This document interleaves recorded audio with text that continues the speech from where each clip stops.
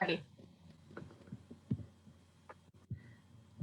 Hello, everyone, and welcome to the Fieldhouse Museum's Facebook Live. Wait, hold on. It's still redirecting.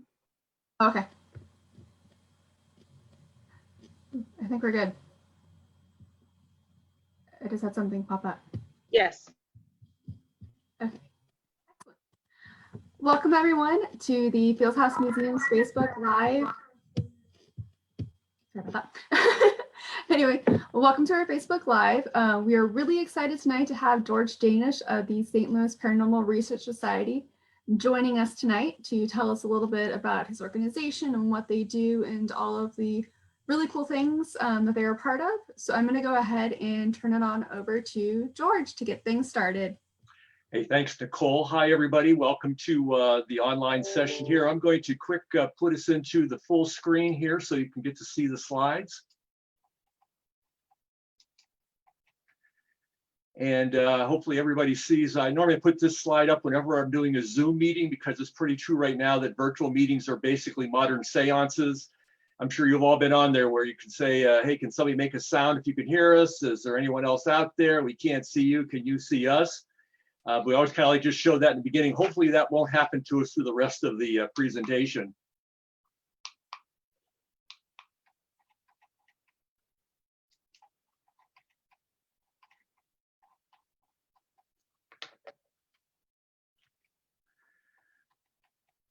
So again, when Nicole contacted me to speak here at the Fieldhouse Museum, I went to the museum's website to see who had spoken previously, and I have to say it was a very impressive list representing some really great accomplishments. So when I called Nicole back, though, I asked her, I said maybe she had made a mistake, maybe she was looking for someone from paralegals or maybe paramedics instead of the paranormal, but she said, nope, she wanted me to speak. So yes, I belong to the St. Louis Paranormal Research Society, and I do look for ghosts. Now, again, that's not something I normally say to a large group of people whom I've never met before, but again, you did ask me to speak. So these are the topics that we're going to look at tonight. Again, kind of the growth of paranormal investigation in the US, a little bit about our organization, what we do and who we do it with and how we do that. Look at some of the haunted places here in St. Louis metro area that we have visited. And then at the end, if you want, we can certainly ask questions and go through some of those. Now, this is usually the time that I like to make the little announcement that based on my experience over the past several years, I found that about 25% of all the people that we work with will never, ever, ever believe in the paranormal. The other 50% normally are pretty open to it and like to have a good dialogue and ask a lot of questions and answers. And then the last 25%, again, these are folks who absolutely believe, either because they've had some personal experiences or they already have some kind of paranormal sensitivities that they already exhibit and like to work with. Again, I'm not here tonight to convince you one way or the other. I'm going to tell you what we do, show you some of the examples of what we have found, and you can make up your own mind. So I'd like to talk about the growth of paranormal investigation in the US. Obviously, it's been around for a long, long time, and my favorite reference is looking at Dickens in A Christmas Carol, and especially Scrooge's famous line when he first encounters the ghost of Marley. Scrooge said, "You may be an undigested bit of beef, a blot of mustard, a crumb of cheese, a fragment of underdone potato. There's more of gravy than of grave about you, whatever you are." And I think a lot of people still feel that way today. Obviously, moving up into more modern times, lots and lots of movies and things about ghosts and the paranormal. These are three of my favorite. The Shining, basically the story of going to a hotel and the guests have never checked out. Poltergeist, again, where a little girl is abducted by ghosts. And it also proves that valid point about never, ever building a home over an Indian burial ground. And then my personal favorite, which is Ghostbusters in 1984, where it showed that you can have fun while you're hunting ghosts. But the biggest influence, I think, right now are all these different paranormal documentary, the reality TV shows that are on. Some of the most popular ones are Ghost Hunters, they're commonly known as TAPS, and that ran from 2004 to 2016, and then was revived and came back. Now they kind of split off within the team. That's still running. Ghost Adventures, if anybody watches that with Zach Baggins and his group, obviously 2008 and still running.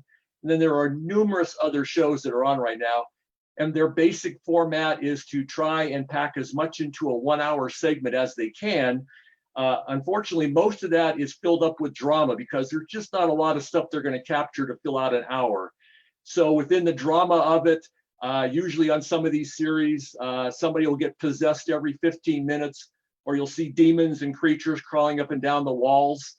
My favorite, of course, is when an investigator is down in a dark basement area and he says, what am I going to do? I'm all down here by myself. And I always like to say, yeah, except for the film crew that's down there with you. But as I said, a lot of these shows keep popping up and it just keeps getting more and more popular. So let's just take a quick look at who St. Louis Paranormal Research Society is. We were formed in 2003. Currently have 11 members from the St. Louis metro area. And again, we come from various professional backgrounds. We have school teachers, we have folks from law enforcement, we have management folks, we have folks who work with the public. We kind of like to say that we put the normal in paranormal. Now, having said that, though, some of our folks do have what we consider to be paranormal skills. And when they walk into a room, their senses go to a higher level of awareness of things that are around them. But for the rest of us, though, it's basically using cameras and other types of equipment to try and capture and then try to support the things that they say that they're finding. And I always like to say our team goal is, again, to blend together the talent of the organization and really help to find out why things go bump in the night. You can see where our office is located. It's at the old Lemp Brewery down there on Cherokee Street, which is a really cool location to be. And you can certainly contact and follow us either on website, Facebook, or certainly with email. And I'll say this about our Facebook site: there are a lot of folks who follow us and what we do.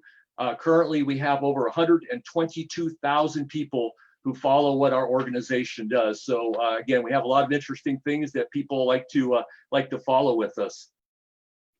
So just real quick, what is it that we do? We are self-funded. We'll do this through various activities that not only raise money for us, but also to help support other groups. We do this for private businesses, historical societies, and charities. We'll talk more about that. We also conduct volunteer activities with local community organizations. We have a lot of fun doing that, and we'll tell you some of the things we're doing with some of the local library groups. But our activities basically include, again, paranormal historical research.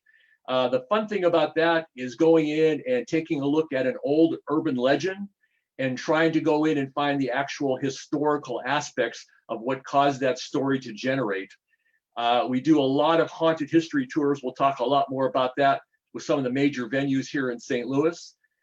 We do paranormal investigations, not only with businesses, but also with private residences. Again, with the 122,000 people that follow us on Facebook, we do podcasts and live chats. One of the things that we've been doing over the last several months because of COVID is some of our investigators will jump into a car. They'll go out to what is presumed to be a haunted location, get out, walk around with cameras, and allow everybody to kind of vicariously have an investigation through our investigators that are out there. Then we also conduct paranormal classes and events. Our classes run from everything from how to use a Ouija board to, we actually had one on how to survive a zombie apocalypse. And I have to admit, going through COVID-19, there was a lot of similarities between how to survive an apocalypse and going through COVID-19, especially when it comes to looking out and trying to gather up enough toilet paper to survive through these things. So a lot of different things that we do out there to help support ourselves. When we take a look at who we work with, again, primarily two types of clients. One is with the public organizations and businesses. I always like to show this one with the Fox Theater. We are currently running their haunted tours for them in October. So it's always nice to see your name up there in the bright lights of the Fox Theater. And then certainly we do with private residential homes. Now we're talking with the public organizations and businesses. We work with both the small and the large business venues. We've been very successful in partnering with the large venues because we work very hard to establish and maintain our credibility. We like to say that not everything is a ghost, and we work hard not to cross that line between what is truth and what is drama, as you see on some of the reality TV shows. We really enjoy doing the historical research and investigation with some of the smaller businesses. And then we do this volunteer work that we've started with local libraries to help with their teen after-hour programs.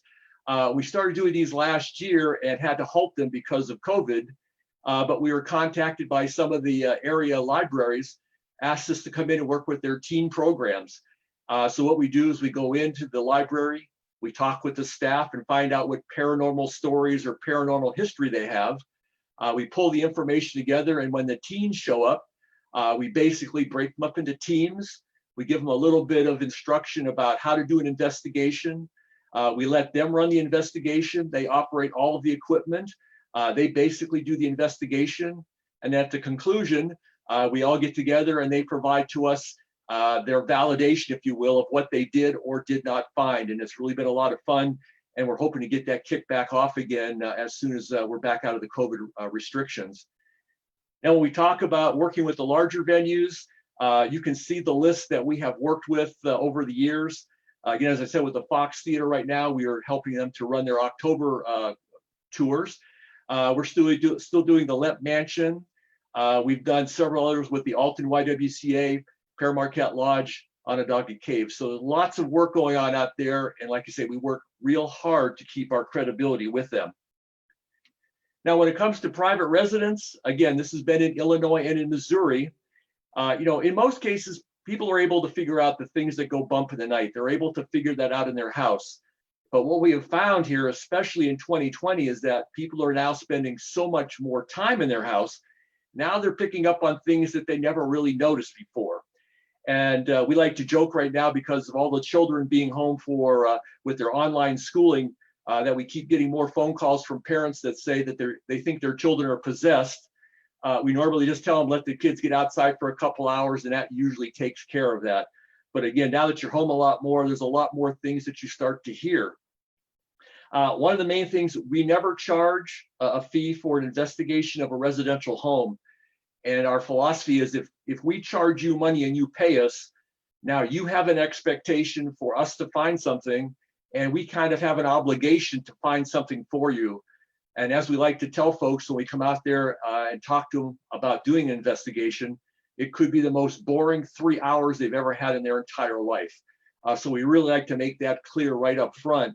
We never, ever post anything about the investigation or the results on social media. We never use names. We never use addresses. There's nothing out there that would give anybody any indication that we've gone into a home and have done an investigation at that time. What we normally like to do in the beginning is to go to the location and meet the owner, conduct kind of an initial interview just to see what's going on. This is really important for a couple reasons. Number one, it gives them a chance to meet us and feel comfortable. I mean, after all, you're making a phone call, we're going to show up at your house with maybe 4 or 5 people and cameras. That's a little intimidating unless you really have a trust in the people that are coming in to do that. And it's also important for us to meet them. Every once in a while, we will get that one phone call from that one person out in Missouri that wants us to come in and check their house because they've been abducted by aliens 5 times and they think that somebody's picking on their dog. Although I have a tendency maybe to believe them, we normally tell them that our schedule is pretty full at that time and we try to move on to something else. Again, depending on what they want to do, we give them lots of different options. This can be anything from providing a simple explanation to coming in and conducting an investigation. Now, we don't go in and do an 8-hour lockdown like you see on a lot of these TV shows. We have found that basically 3 hours, normally like 7 to 10 p.m., is more than sufficient to find out what's going on in a house and try and provide some kind of an explanation. And then when we're done with the investigation, we put everything on a DVD with a write-up. We give them all the evidence that we found and our recommendations. We send that to them and they can do with it what they want to. They can throw it in the trash can, they can show it to their friends, but at least we've given them something based on our assessment of what we think has been going on.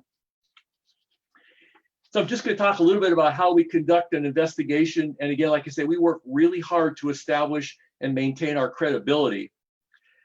The basic approach that we use is, again, the same for a business or for residential. Prior to arrival, we'll do a lot of research about that site. We'll try to find out as much information about that house that we can. What was on that site prior to the house being built? We try to do research about any kind of the families that were there beforehand, both living and dead. Try to find out as much information as we can about that.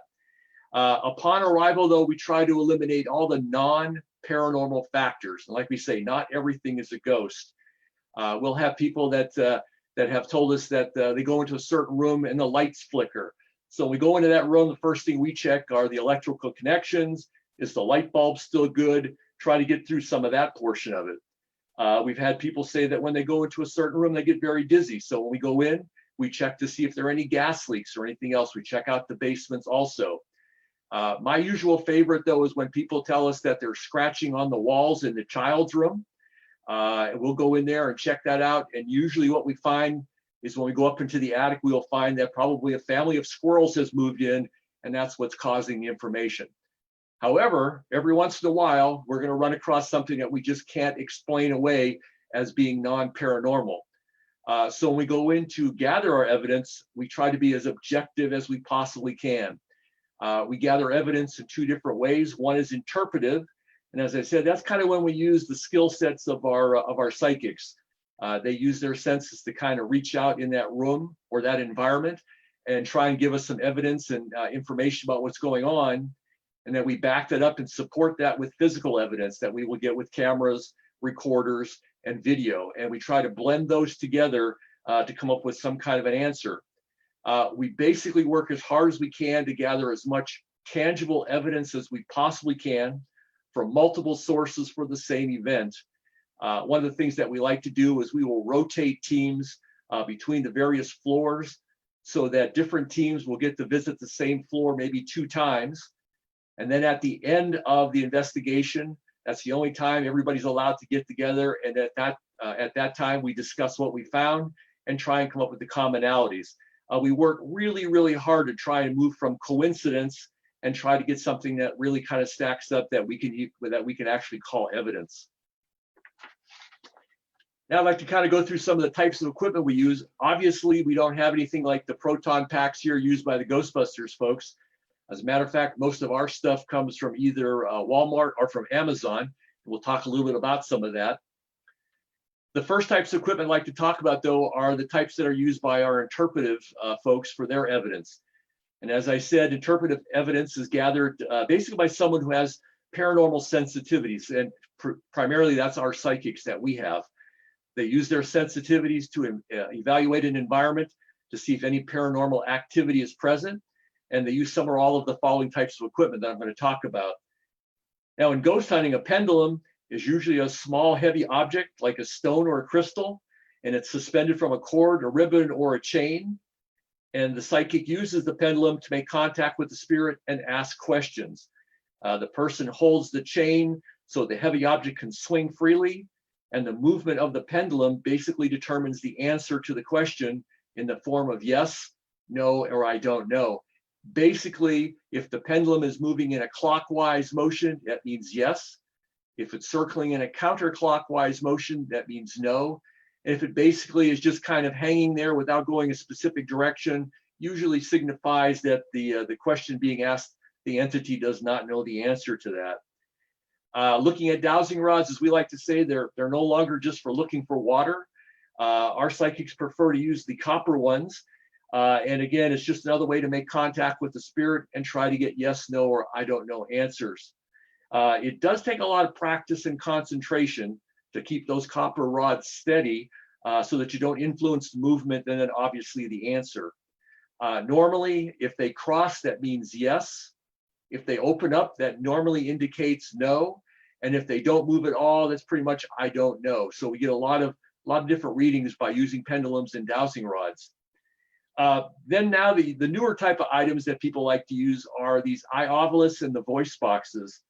The eye ovilus, which is that little item there on the left-hand side, it's really an app that you can download on your cell phone, or it can be a standalone device. And the paranormal theory is that a spirit can use the app sensors to register words. And it's up to the investigator to kind of determine the connection of the words to the situation. So whenever one of our folks are using this, the ones I'm looking for usually are the words "get out." I take those very seriously if we ever see those words come on up. Now, as far as the voice box goes, it's used for contacting spirits through the use of the radio frequency. And the voice box is used to try and capture sounds or voices.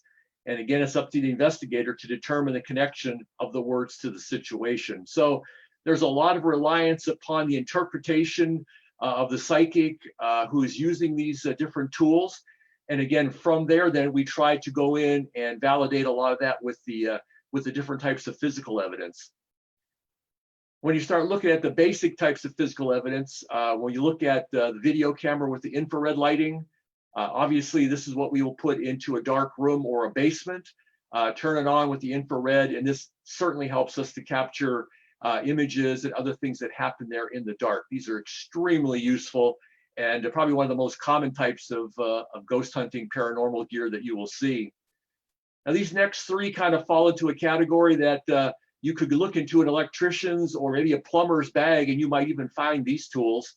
The first one there on the left, that little gray box right there, that's what is known as electromagnetic field detector, EMF. Most commonly on ghost hunters and these other programs, that's known as the K2 meter. And these basically measure electrical energy. Now, the paranormal theory is that a spirit has some electrical energy, and if it comes near the K2 meter, it's going to light up anywhere from green all the way up to red, which means that there's really something going on there. But as with any of these other tools, you have to really understand how to use them. I was on an investigation in a house. I was in a dark room. I had the K2 meter, and it went from green and lit all the way up to red. I basically thought I'd open up the gates of hell, but then I turned on a light and I was standing next to a microwave. So again, you have to be real careful how you use these pieces of equipment and try the interpretation of some of the findings that you get. The temperature monitor that you see there in the middle, you'll hear people on the different shows and they'll say, "Oh, I just got cold," which indicates that possibly a spirit has come near them or is very close to them. The temperature monitor helps us to establish what the temperature is around them and then also what their temperature is. So if we see a significant 15 to 20 to 30 degree drop, maybe there is something happening on them. And again, they have to be real careful not to be seated underneath an air conditioning unit, obviously. The last device there on the right, the little blue camera, is thermal imaging. And that really kind of supports that thermometer or the temperature monitor because it uses high-end infrared sensors, and these can show you and map for you the heat and the cool surface temperatures. So again, three different ways to kind of look at something that is again of a physical nature and help us to try and gain some perspective of what else is going in that room. This next one is a laser grid. We'll basically put this into an area, and it helps us to more clearly detect when movements happen and help to define some of the physical aspects of an entity or an anomaly that walks through it. And I will tell you, you need to be real careful whenever you're buying ghost hunting equipment, especially if you're purchasing it on Amazon. If you type in laser grid for ghost hunting, you'll probably find a device and it'll be selling for maybe anywhere between $40 to $50. If you type in laser grid for playing with cats, you will find the exact same device and you can get it for $10. So if you're ever looking for ghost hunting equipment on Amazon, don't ever use the phrase ghost hunting because it probably triples the price of any device that you're looking for. The other ones that you're going to see, digital camera is probably one of the greatest assets to come about for paranormal. You're no longer now just limited to how many pictures you could take on a roll of film. You can now literally take 200, 250 pictures and then be able to sort through them. Digital camera is one of the best devices to come out to help work with the paranormal side. Cell phones may be the best self-contained ghost hunting piece of equipment you can possibly own. Obviously, you can do photos, you can do video, you can do recordings. There are so many little apps out there that you can download now that you can basically have it all self-contained on your cell phone. Voice recorders, again, pretty much stands on its own as trying to gather some of the different things in rooms. We like to put these off onto closed off areas, ask some questions and see if the recorder will pick up some of the voices and noises that we just can't really hear on our level. Love motion sensors.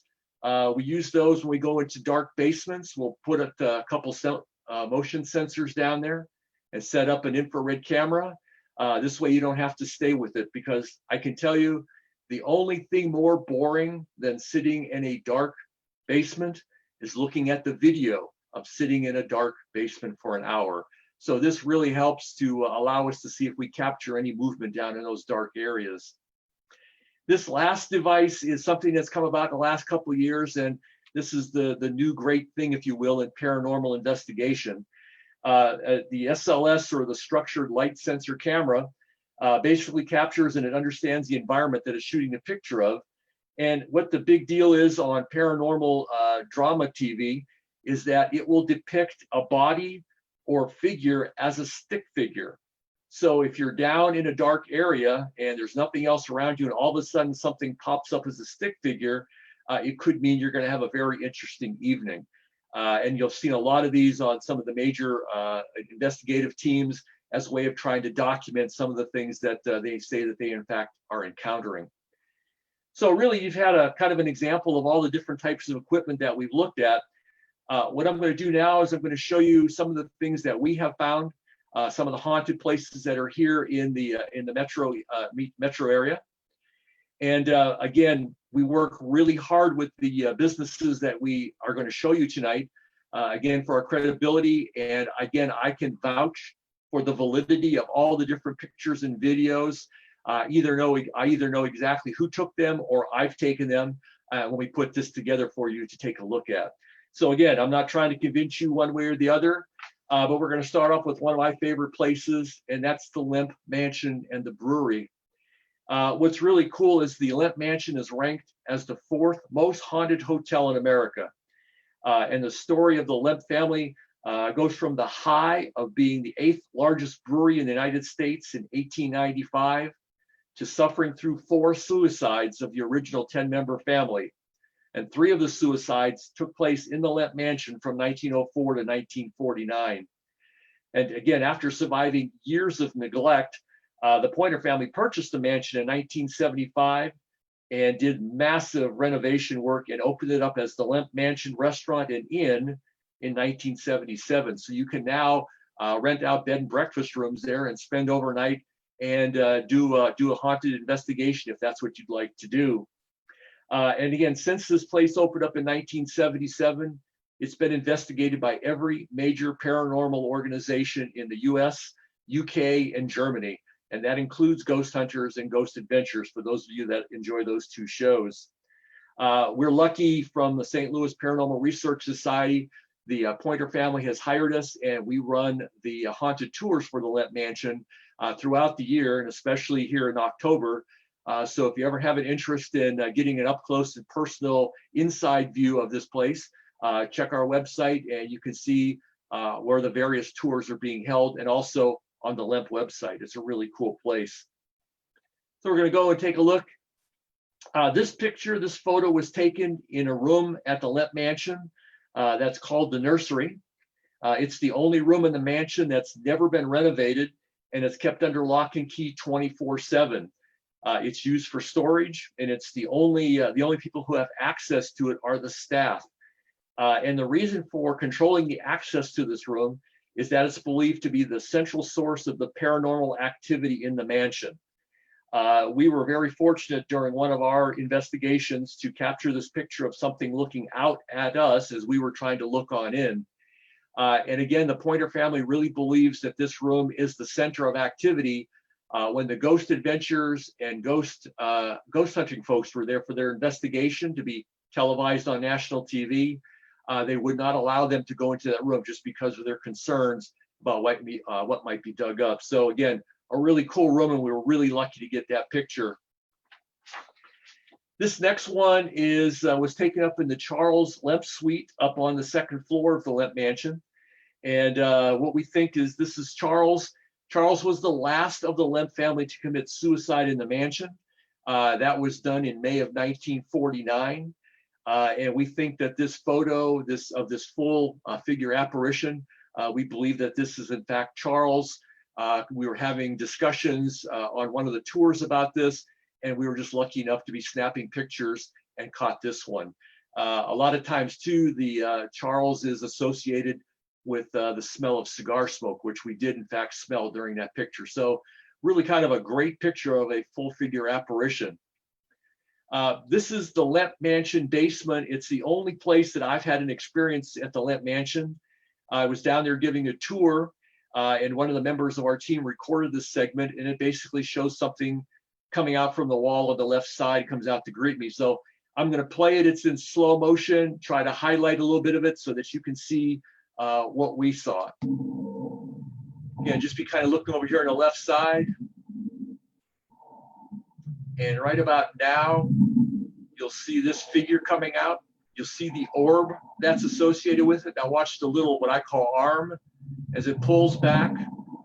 And then this anomaly went back to the wall. And this is a photo of it.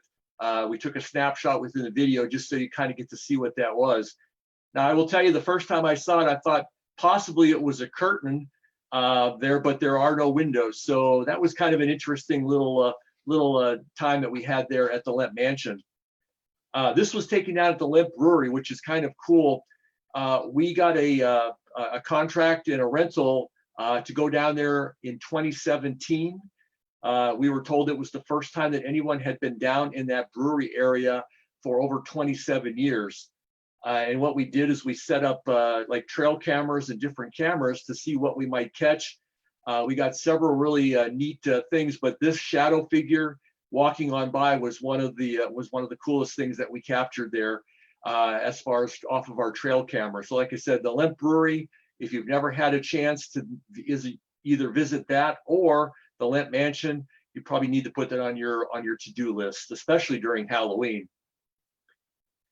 Going next to the Grendel Theater and the Fox Theater, and again, just imagine if you were a ghost, how would you not be excited haunting these places with all of the energy that they generate, given all the great shows that take place. Starting with the Fox Theater, though, before it was built, it was the Grand Avenue Presbyterian Church. That church was closed and it was torn down to make way for the Fox Theater in 1927. The Fox Theater was then closed in 1978 and basically stood boarded up and abandoned for years until it was renovated and reopened in 1982. And as I said, we're real lucky and fortunate that the Fox called us back. We've done their haunted tours for them for about 4 or 5 years. And we're really having a great time working with the staff there and all of the visitors that are coming through in October. Every single one of the shows there with the tours has been sold out in October. The other neat theater that we work with is the Grendel.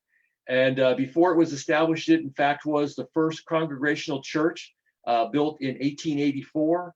The church had been vacant for many years when the Grand Central Organization purchased it in 1989, and they began a multi-million-dollar renovation. The Grendel Theater had been the backstage and main stage for the St. Louis Black Repertory Company and also for the St. Louis Shakespearean Company for about 20 years until it was closed down and sold in 2013. They opened it back up in 2017, and again, we were fortunate enough to be contacted by them and come in, do investigations, and run their haunted tours for them, and again, up until COVID-19 hit. So I'll show you some of the examples of things that we captured at the Fox Theater. This is a picture of what they call the Fox Theater Orchestra Pit Ghost. This was captured by one of our investigators a couple of years ago. It was taken with the night vision camera, and this apparition has been seen not only by the staff, but reportedly by some of the patrons who actually sit around that in that close proximity to that seat. It's closely related to seat K13, and there's lots of speculation about what the identity of that ghost is. Some people think it's a ghost of a past employee, and again, there were some deaths of past employees back in the early days of the Fox. Others think it might be the ghost of an actor, and then some others think it could just be the ghost of a lost patron. Another possibility, though, is it could be the ghost of a homeless person who died inside the Fox Theater when it was boarded up and abandoned. So a lot of different speculation, but a very clear picture. As a matter of fact, on our latest tours at the Fox Theater, people have reported seeing something that looks exactly like that in some of the views that they've also taken too. So one of the more populous ghosts there that we have at the Fox. This next one is kind of a cool picture. This was taken by one of the folks on the tour. We were downstairs in the one of the dressing rooms in the basement. We were talking about the death of one of the maintenance workers who used to be there at the Fox, and she snapped this picture. And as soon as she looked and she took the picture and looked at it, she ran forward to us so that we could actually take a closer look at it. And she was kind enough to let us use this during our presentation. But you see this right here. I'm going to blow this up. It's a little bit harder to see, but again, it's kind of like that Sesame Street thing that says something here is not the same. So that was very interesting that that was taken during that conversation going on down there in the Fox Theater. This next one is probably one of the best pictures we've captured of an orb there at the Fox. Now, a lot of people get pictures of orbs. They're basically just small balls of light. Most of the time they're caused by dust or possibly rain or maybe even a bug. But every once in a while, you're going to get lucky enough and you're going to get something that we call a paranormal phenomena. And that's basically just an entity trying to manifest and come back to communicate with the living. The characteristics that are in this picture are the types that we're looking for. Very solid, bright, very three-dimensional. So we think we're really pretty fortunate to capture this picture of this orb, again, kind of freestanding out there over the seats there at the Fox Theater. Then this next one is really cool. This was from last week. One of our guests was up on the main stage. He was holding dowsing rods. And part of what they do up on the main stage is they try to make contact with an entity known as Nora, one of the entities there at the Fox. And this gentleman asked Nora a basic question: did you like the Phantom of the Opera? So I'm going to show you the trail of the orb, and then I will play the video, but I just want you to make sure you see how it travels. It's going to start over his head. It's going to work down the front. It's going to go between the dowsing rods, and then it's going to go off the screen. And I'm going to play this for you real quick right now. And you'll see the orb come up. Notice how it goes between the dowsing rods and go off. Now watch, if you will, the dowsing rods. The dowsing rods open up. So basically what that told us was that Nora in no way, shape, or form enjoyed the Phantom of the Opera. This was an excellent orb that was taken at the Grendel Theater. This is one that I took. And we tried to debunk this every way that we could, and we just couldn't do it. Again, that's a bright ball of light. You can see that there's enough light coming off of that sphere that it actually will light up the seats that are around it. One of the most unusual ones we ever captured, and there was nothing else going on at that time. Photos before and after don't show anything. It just happened that we were lucky enough to capture that one picture of an orb. So we really believe that there's, again, things going on at the Grendel Theater also. This next one happened at the old St. Louis courthouse. Construction started at the courthouse in 1826 and completed in 1962. In 2017, our organization was invited in to do not only an investigation, but to also run the haunted tours on Halloween night. And to our knowledge, we were the first such group ever invited in to do that. It was quite an honor to be in there, working with the staff there, and really learning the history of this incredible place and everything it represents for St. Louis and Missouri. During our investigation, when I was going through, I had the chance to talk to one of the maintenance men, and he talked about how each morning when he goes up onto the second floor, there's a certain corridor that he walks through. And he says every morning he feels like something brushes by him as he's walking into that corridor. And he said every once in a while, from time to time, that he did catches a glimpse of a shadow that's maybe up on the staircase in there. So we thought that was really kind of a cool story. So when we're leading the tours, then we went up into that area, and these next two photos were taken by two people on my tour. Now, what was really cool is that both people were on my tour, and they were on the same tour, and they took basically the same picture within seconds of each other. And what you see up in here is basically a full figure apparition. Same thing over here. And again, really kind of cool that we get, again, type of evidence where we can put both of them together and say, you know, that's not just a coincidence that one of you will catch that, two people on the same tour. So I showed these pictures to the maintenance guy when we went in the next day, and he just kind of said that he'd never walk in that place again without having somebody with him. So hopefully we didn't scare him too bad, but he now has a little bit more information about what goes on specifically in that corner there in the old courthouse. The next place is really, it's not that well known, but is probably one of the most haunted places that we've ever done business in. This is the YWCA in Alton, Illinois. The Y services the Alton community. They're year round, but once a month, as part of a business agreement that we have with them, they have us come in and we run haunted tours and investigations for them.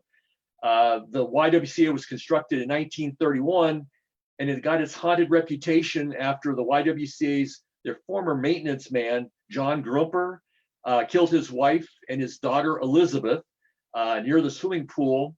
And then he committed suicide by hanging himself in the main staircase in 1936. So just one of the gruesome stories that we have heard at the YWCA. And I can tell you that over the years that we've done that, a lot of great information, a lot of great photos have been taken. But this next one is probably one of the better ones that we captured.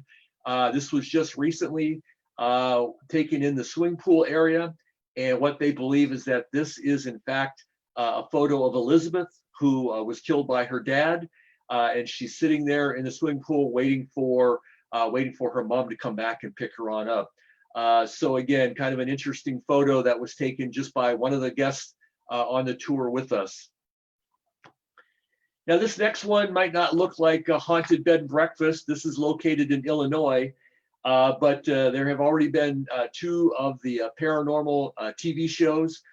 They have already gone in and have done investigations in this place. Again, we were lucky enough to be brought in to do investigations, and they hired us also over the last couple of years to go in and do the haunted tours for them also. It's a really, really cool place in Prairie du Rocher, Illinois. When I was in there doing some of my investigating, I was on the second floor and I was just taking a series of pictures with my digital camera. You can see on the left side, shooting down the hallway, there's nothing. And then rapid succession, I get something that seems to be peeking around the corner there looking at me. Again, a really interesting and fun place to be if you ever get to that part of Illinois. Again, like I say, they just recently had a segment on TV about one of the hauntings there. So again, kind of an interesting place to be, both during the day and during the night. So really, that kind of concludes my my presentation. I hope you gained a little more insight into what was going on with paranormal investigations and some of the things that that we have found that go bump in the night. I'll now ask and see if anybody has any questions.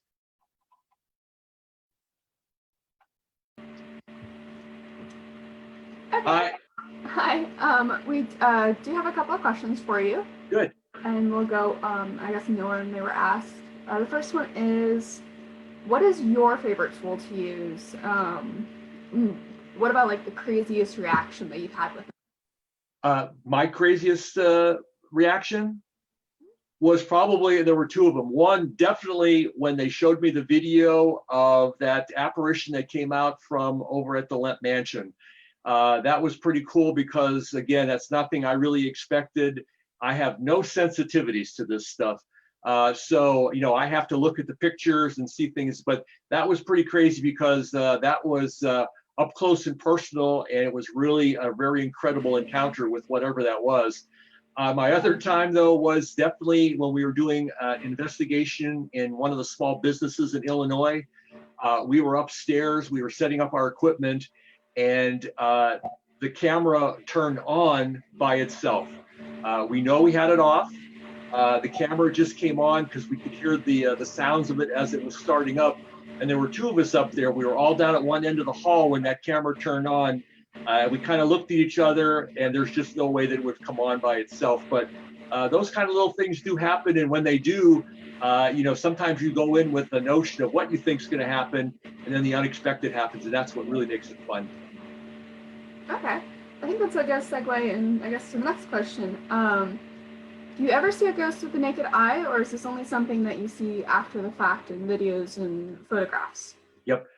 To be honest, I have never seen anything with the naked eye. Again, like I said, I don't have the sensitivities to do that, but we do have folks who have. And like I say, it's always very interesting when we go into a room with our psychics. And again, some people do see them. They will see the spirits of possibly a deceased relative or something. So we never downplay that. I mean, people do from time to time see them. I have never, but I can tell you that when I'm with our psychics and we're in a room, it definitely, again, gets your attention when they say there's a little girl standing right next to you. It really kind of makes your eyes open up. I start taking lots of pictures then, but we do know people who do see spirits. Yes, absolutely. Okay. And earlier you had mentioned smartphones being kind of like the best tool nowadays. Is there a particular app that you recommend? There are a couple of them. I talked about that iOvilus. You can download that app, and that allows you then, and I don't think it's just specific to iPhones. I think you can do it on Android systems also. But that iOvilus is a way that when you can go into a room and it will start to, will give you some of the different words and things that are going on in that room. Again, you have to make some of the connections. Another one to download, if you don't want to go out and buy one of those K2 meters, you can actually go on and get an app called EMF, and it will set up a little EMF detector on your phone, so you have that. Another one is also for the voice box. We call it that spirit box. You can download an app, turn that on, and again, you'll have to listen to the frequencies, but occasionally you will pick up words. And there are some of those apps that will actually then, you will not only will you hear the word, it will actually show it to you and display it to you on the screen. So like I said, you can have just about everything on your iPhone that can help you to do your own little paranormal investigation. Okay. Next one. What are some of the oldest ghosts that you've encountered? Does the age of a ghost depend on the age of the building? It does not. And what's really, this is something that I learned. I always kind of thought that, like with the Lemp Mansion, the Lemp Mansion has obviously a very start and finish history with the suicides were there. But what we have found is that there have been ghosts in there who have been there after the Lemp family moved out. And someplace like the Lemp Mansion or other homes, spirits they'll come in. They'll just be passing by. The Fox is a great example of that. From time to time in the Fox, the psychics that we work with, they actually made contact with someone from 1837. We've made contact with others from early 1900s before the Fox was actually built. And the theory is that because it was built over a church, the old Presbyterian church, there's the history that is there. And then sometimes that the spirits, again, they're not just confined to a certain place, will actually be just passing through, come into an area and decide that because of the energy that's there, that it's more to the liking. We've actually had some homes too, where we've been able to pick up on some entities that are there in a house that really have, there's nothing bearing on the age of the house at that time either. Okay. And that was it for the questions, but if you could tell us a little bit more about the tours that you do, like you had mentioned the Lemp Mansion, and then I think the neighborhood tours, if you could tell us a little bit more about that. Perfect, thank you. What we've done, again, in conjunction with these different businesses, they have a story to tell, and what they like is when we come in, we do an investigation first. So we try to gather as much information as we can. We try to get rid of the urban legends. But right now we do haunted tours at the Lemp Mansion. You can go to our website, or you can go to the Lemp Mansion website, and there are two different ones being offered. One on a Tuesday night, and that is kind of a combination tour. You go through the Lemp Mansion, and then you actually go down to the brewery and go down to the basement area, which is kind of a cool tour. There's another one that we do with the Lemp Mansion that is basically just 1 hour in the building. We give everybody infrared cameras. All the rooms are, dimly lit, and we take you through, we tell you some of the stories, but then we get out of your way and we give you about 5 to 10 minutes on a floor to go, like we say, go into any room that you want to on that floor, crawl under the beds, lock yourself in a closet, whatever you want to do, and kind of do your own little paranormal investigation. So those are the ones that we do with the Lamp Mansion. Once a month, we do the Alton YWCA, and that is a really fun one. That is 6 hours. It basically starts, it's 4 hours. It basically starts at 10 o'clock at night, goes till 2 o'clock in the morning. That is a huge facility. Again, we give you a little bit of the history of the place and then give you cameras and other paranormal investigative equipment.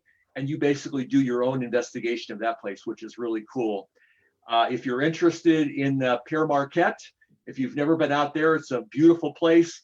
It definitely has a haunted history. We do tours of there's an 18th century cemetery that's located there, Indian burial grounds, and we do the tours and again, let people do their own thing. So those are just some of the main ones that we do that people really enjoy and gives them a lot of freedom. We talk a little bit, we give you a little bit of the equipment, and then we basically turn you loose to do your own investigation.